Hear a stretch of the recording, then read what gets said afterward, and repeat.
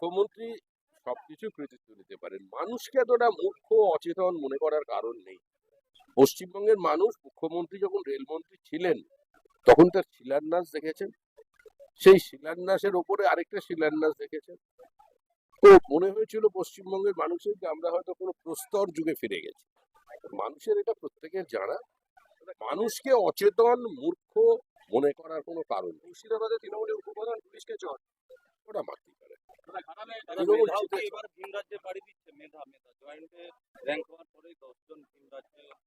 মানে মেধা ভিন রাজ্যে আবার ছিল, এখানে ছিল কবে? এই মুহূর্তে বেঙ্গালুরু দ্বিতীয় কথ্য ভাষা হচ্ছে বাংলা, 14,60,000 তরুণ তরুণী সেখানে চাকরি করছে। তাও আমি 3 বছর আগের ডেটা আপনাকে বলছি, কারণ পশ্চিমবঙ্গে কোনো চাকরি নেই। যারা শারীরিক শ্রম দিতে পারেন তারা হয়ে গেছেন মজদুর, তারা পরিযায়ী শ্রমিক। আর যাদের মেধা আছে তারা পরিযায়ী ওই টেকনের, তারাও মজদুর। অবৈধ অনুপ্রবেশ